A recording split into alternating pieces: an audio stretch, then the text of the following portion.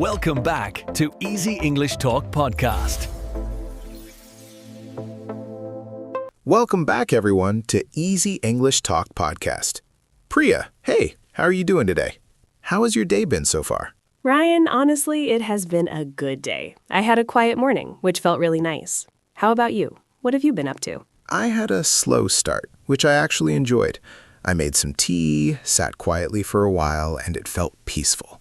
Days like that are rare, so I appreciated it. That sounds really lovely. A slow, quiet morning is something we all need sometimes.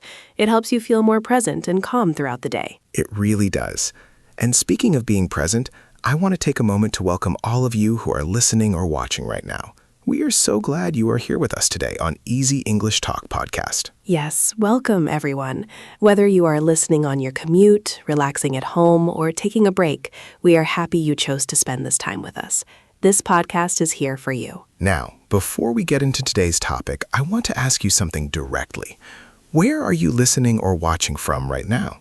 Drop your city or country in the comments. We genuinely love reading them. We really do.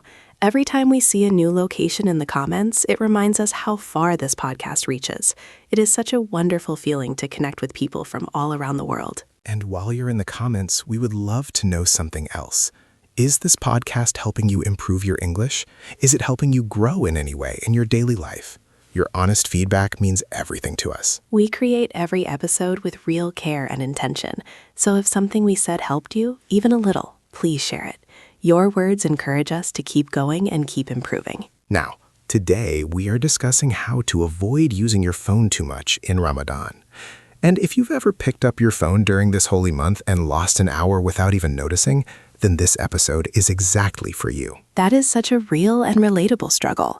Ramadan is a time for reflection, prayer, and connection, but the phone has a way of quietly pulling us away from all of that. And here's why staying until the end of this episode is worth your time. We are going to talk about why this happens, why it is harder during Ramadan, and then go through real, practical steps you can take to change it. By the end of this conversation, you will have a much clearer understanding of the problem and some honest tools you can actually use. These are not just general tips. They are ideas that fit the spirit and schedule of Ramadan specifically. So let us start by understanding the problem itself. Because before we can fix anything, we need to understand why it is happening in the first place. Why do people use their phones too much, especially during Ramadan? That is the right place to begin. The truth is, phone overuse is not just about laziness or bad habits. It is deeply connected to how our brains are designed and how modern technology takes advantage of that design. Exactly. Our brains are wired to seek new information.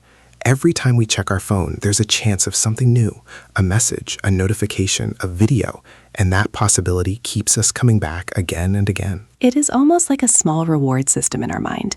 The phone gives us little bursts of stimulation, and our brain starts to enjoy that feeling. Over time, we reach for the phone automatically, without even thinking about it. And what makes this especially tricky is that we often don't realize how much time we are spending. We open one app for a moment, and suddenly 30 minutes have passed. It happens so quietly. That is so true. And during Ramadan, the situation becomes even more complicated. The daily schedule changes completely, people are eating at different times, sleeping less, and the rhythm of the day feels different from normal life. And when our routine changes, we often feel a kind of restlessness. We are not sure what to do with certain parts of the day, and so we fill that empty space with whatever is most accessible. And the phone is always right there. There is also the social side of it. During Ramadan, people share a lot online. There are Ramadan recipes, religious reminders, charity campaigns, family updates. The content feels relevant, so it feels more justified to scroll. That is an interesting point. We tell ourselves it is okay because what we are watching or reading feels connected to the spirit of the month. But even good content can take too much of our time if we are not careful. And then there's the tiredness factor. When you're fasting, your energy levels drop during certain parts of the day. You feel tired, maybe a little slow, and in that state, the easiest thing to do is pick up your phone and just scroll passively. That makes a lot of sense. Fatigue lowers our willpower and our ability to make better choices. So the very state that fasting creates can make phone overuse even more likely if we are not aware of it. And there's something else worth mentioning. After iftar, when the fast is broken, many people feel a sudden release of energy and social excitement. That is often when phone use spikes the most because people are catching up, sharing, celebrating. So we have identified quite a few reasons why this happens. The way our brains seek stimulation, the change in daily routine, the social activity online, the tiredness from fasting, and the excitement after iftar. It's a combination of things. Understanding those reasons is already a step forward. When you know why something happens, you are in a much better position to respond to it thoughtfully instead of just reacting to the habit. Now, let us talk about why this matters. Some people might wonder, what is the real harm? I'm fasting, I'm praying, so what is wrong with spending some extra time on my phone? That is a fair question, and it deserves an honest answer. The issue is not just about time. It's about what you are trading away. Every hour on the phone is an hour taken from something that could have been more meaningful. Ramadan is considered a special window. Many people believe the rewards of good actions during this month are multiplied, so the opportunity cost of wasted time is much higher than in a regular month. There is also the effect on the mind and heart. Ramadan is meant to create inner stillness and spiritual awareness, but phones fill that inner space with noise, comparison, opinions, and distraction. The stillness gets replaced. And there is the effect on sleep. Many Muslims stay up late for night prayers and then wake up early for the pre-dawn meal. The hours of sleep are already limited. Using the phone late into the night makes sleep even shorter and less restful. Poor sleep during Ramadan leads to more fatigue during the day, which then makes it harder to fast with patience and peace. It becomes a cycle that quietly drains the quality of the whole month. So the phone does not just waste time. It affects sleep, attention, spiritual focus, and the overall quality of the Ramadan experience. When we see it that way, the motivation to manage phone use becomes much stronger. Absolutely. And the good news is that managing it does not mean eliminating the phone completely. That would be unrealistic and unnecessary. It means using it with intention rather than out of habit. That is such an important distinction. Intentional use versus habitual use. Those are two very different things, and that idea is going to guide a lot of the solutions we are about to discuss. Let us move into those solutions now. And I think the most powerful place to start is with something that many people skip, which is simply deciding what you want from Ramadan before the month begins, or at least at the start of it. Setting an intention. Not just a vague wish, but a real, clear picture of what you want this Ramadan to feel like and what you want to achieve.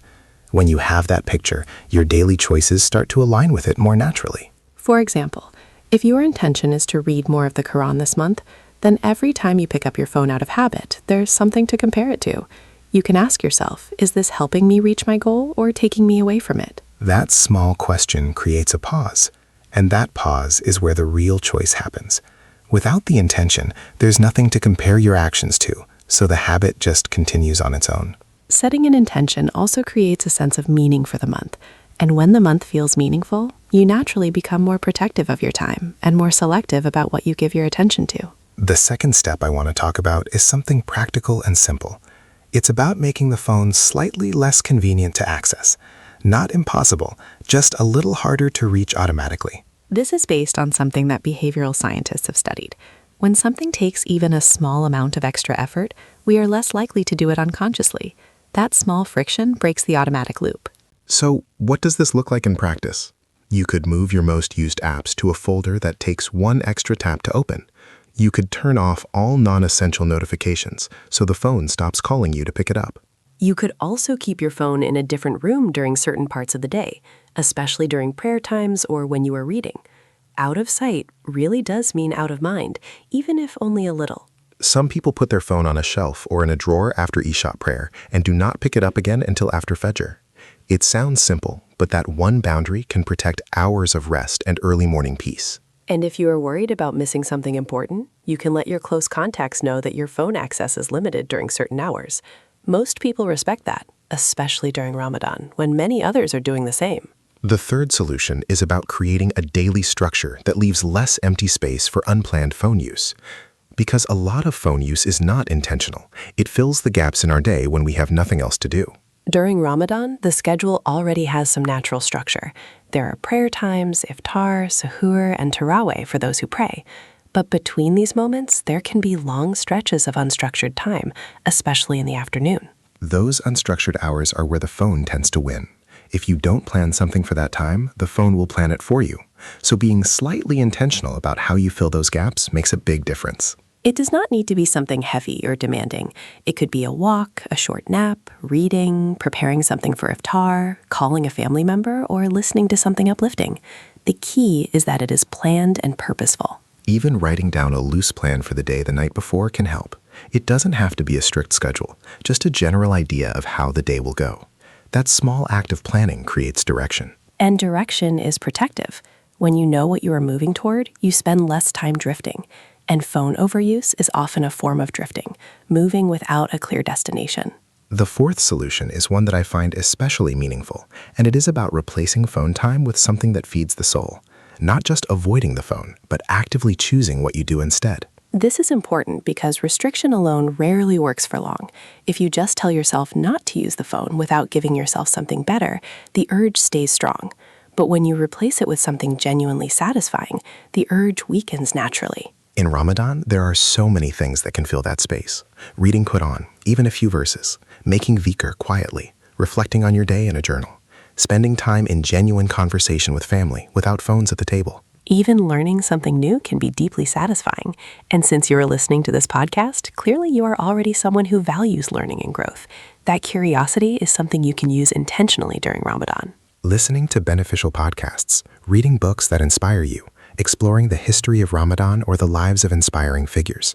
These are all things that engage the mind and heart in a way that endless scrolling rarely does. And when you finish one of these activities, there's a quiet feeling of satisfaction that scrolling simply does not give. That feeling is something your brain remembers, and over time, it starts to prefer the more meaningful option. The fifth solution is about using the phone itself more wisely, rather than just using it less. Because the phone is not entirely the enemy, it's a tool, and tools are only as good as how we use them. There are genuinely useful ways to use the phone during Ramadan. You can listen to the Quran through an app, you can use a prayer time app to stay on schedule, you can connect with family members who live far away. These are meaningful uses. The difference between these uses and mindless scrolling is intention. You open the app for a specific reason, you complete that reason, and then you put the phone down. That is intentional use. That is healthy. One helpful practice is to decide before you pick up your phone exactly why you are picking it up. Before your hand even touches it, ask yourself, what am I about to do, and how long will it take? That tiny habit creates awareness. And awareness is really the foundation of everything we've been discussing. Most phone overuse happens in the absence of awareness. We reach for the phone without thinking. We scroll without deciding. We stay without choosing. When we bring awareness to those moments, we take back the choice. And choosing, even in small moments, is a form of self-respect. It says that your time and attention are valuable, and that you are the one deciding where they go. The sixth solution is something that works especially well during Ramadan, and that is the power of community and accountability.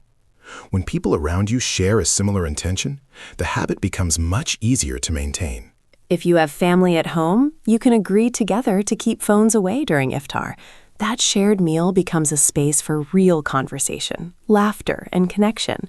It becomes something everyone looks forward to, not something interrupted by screens. You can also share your goal with a close friend and check in with each other, not in a strict or pressuring way, but in a supportive way.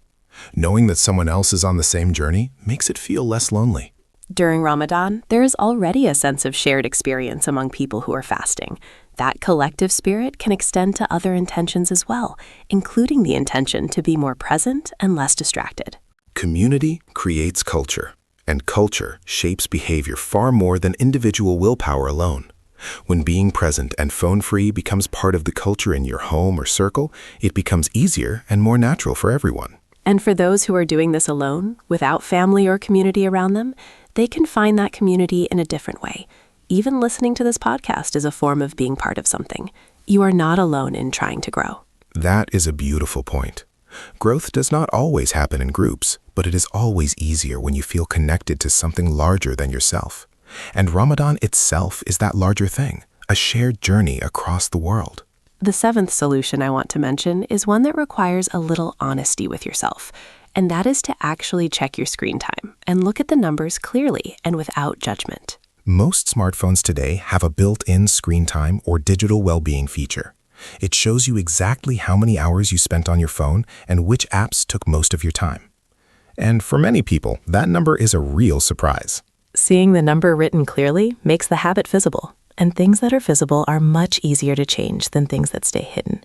It removes the comfortable vagueness of thinking you probably use it too much. Once you know your current number, you can set a gentle daily limit. Not a dramatic cut, just a realistic step down. If you currently spend 4 hours a day on your phone, maybe aim for 3.5, then 3. Progress over perfection. Some apps even allow you to set timers on specific applications so that when you have used them for a set amount of time, a reminder appears. It does not force you to stop, but it makes you conscious of the choice. Consciousness is the word. Everything comes back to that. The phone becomes a problem when we are unconscious about how we use it. Every solution we have discussed today is really a method of bringing more consciousness to a habit that usually runs on autopilot. And during Ramadan, the entire practice of fasting is about consciousness. It is about feeling things fully, noticing your hunger, your thirst, your patience. Extending that consciousness to your phone use fits beautifully within that spirit. Let us also talk about the role of nighttime, because this is when phone use during Ramadan tends to peak. After iftar, after Taraweeh, when the house is quiet and everyone has a little free time, the phone becomes very appealing.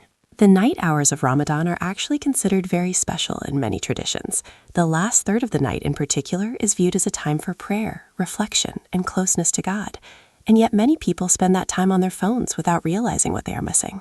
One simple practice is to decide on a phone cutoff time in the evening. Maybe 1 hour before you want to sleep or pray, you put the phone away completely. That 1 hour can be used for reading, reflection, or just sitting in the quiet.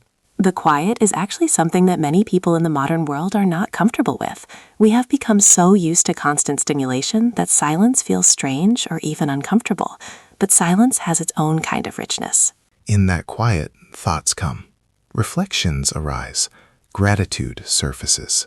Creativity stirs. These are things that the noise of the phone pushes away. Protecting some silence each day, especially in Ramadan, is a gift you give yourself. And the effect on sleep is real. Using a phone late at night stimulates the brain and delays the feeling of tiredness. When you stop using it an hour before bed, you tend to fall asleep faster and more deeply. And better sleep means a better fast the next day. So the nighttime phone habit is not just a spiritual issue. It is also a practical one with direct effects on your health, your energy, and your ability to be present the next day. Addressing it is a form of self-care. We've covered a lot today, and I want to make sure we tie it all together clearly. The problem is real and understandable. Our brains are wired for stimulation. Ramadan changes our routine, and the phone takes advantage of both. But we are not helpless. We have choices, and those choices, even the small ones, add up over an entire month. A Ramadan where you are more present, more focused, and more connected to what truly matters is absolutely possible. It starts with intention. Then it moves to small practical steps, creating a little friction, filling the day with purpose, replacing the habit with something better, using the phone with awareness rather than out of reflex. And it is supported by community, by honest self-reflection, by protecting your nighttime, and by remembering why this month is different and what it is asking of you, not just physically, but mentally and spiritually. The phone is not going anywhere. It will be there after Ramadan. But this month only comes once a year, and the version of it you experience depends largely on how present you choose to be. That is such a meaningful way to put it. The quality of your Ramadan is shaped by your presence, and your presence is shaped by where your attention lives. So protecting your attention is protecting your Ramadan. We hope this conversation today gave you something useful to take with you. Even if you apply one idea from everything we discussed, that is already a step forward.